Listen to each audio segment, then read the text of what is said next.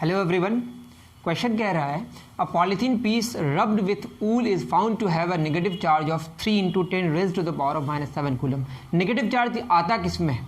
Negative charge उसमें होता है जिसमें इलेक्ट्रॉन्स ट्रांसफर होता है। तो क्वेश्चन कह रहा है एक में हमारे पास पॉलीथीन है और दूसरा हमारे पास क्या है, ऊल।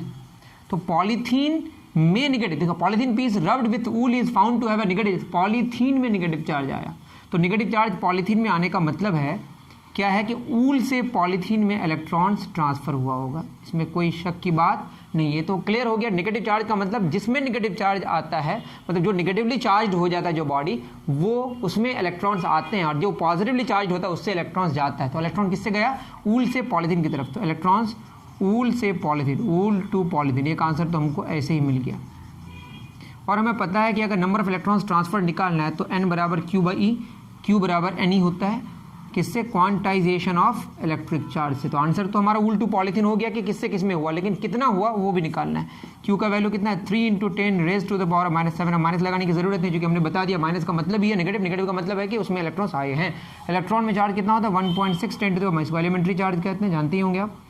ये कूलम है और ये भी कूलम हमारा कैंसिल हो जाएगा, तो होगा 30/16, -19 ऊपर जाएगा, +19 -7, तो ये हो जाएगा हमारा 1.87510 raise to the power of 12 electrons.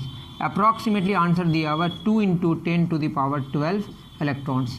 तो 2 ट्रिलियन इलेक्ट्रॉन्स, अगर आप देखेंगे शायद ट्रिलियन ही होगा, क्योंकि 9 में होता है बिलियन और 12 में होगा ट्रिलियन। तो 2 ट्रिलियन इलेक्ट्रॉन्स ट्रांसफर हो गए किधर?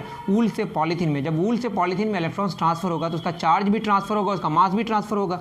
तो दूसरा जो हमारा क्वेश्चन है उसमें कह रहा है कि is there a transfer of mass from wool to polythene, तो आंसर होगा येस, बिल्कुल है, लेकिन बहुत कम होगा। कितना होगा?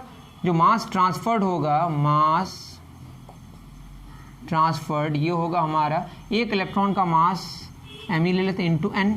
एक इलेक्ट्रॉन का मास होता है 9.1 इंटू 10 टू द पावर -31, और n का वैल्यू अप्रॉक्स कितना है? 2 इंटू 10 टू द पावर 12। क्या 2 इंटू 9 लगभग कितना हो जाएगा? 18। तो 18 लिख लेते हैं इंटू 10 टू द पावर 12 -13 कितना होगा? कितना है यहाँ पे? -12 13, 11 में 2 गया 9, -19 किलोग्राम, या ये अप्रॉक्सीमेटली कितना है? 20 है। आंसर के हिसाब से मैं बता रहा हूँ बस, 18 अप्रॉक्सीमेटली 20, तो ये हो जाएगा 2 इंटू 10 टू द पावर, यहाँ 1 है, 1 -19 क्या होगा? -18 किलोग्राम। तो इसका मतलब ये है कि ऊल से पॉलीथीन में 2 गुना 10 पे पावर -18 किलोग्राम, मतलब 2 एटोग्राम, मतलब बहुत कम, मतलब कितना है? फर्मी के बाद शायद एटो होता है, वॉट एवर। तो समझ जाइए कि 2 किलोग्राम अगर आपके पास है, उसका 1000 टुकड़े करेंगे तो आपको 2 मिलीग्राम मिलेगा।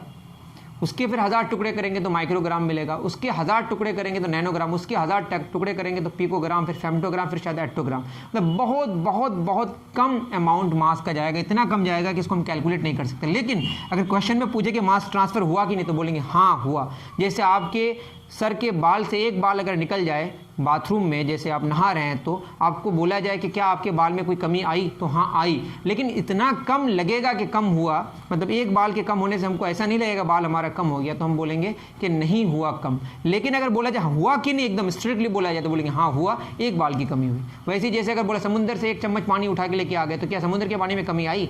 नहीं आई वैसे। लेकिन अगर बोला जाए स्ट्रिक्टली कि आई कि नहीं कमी, तो आई, 1 चम्मच पानी की कमी है। उसी तरह का ये क्वेश्चन है। उम्मीद करता हूँ कि सोल्यूशन आपको समझ आया होगा। मिलते हैं फिर नेक्स्ट वीडियो में। Thank you very much.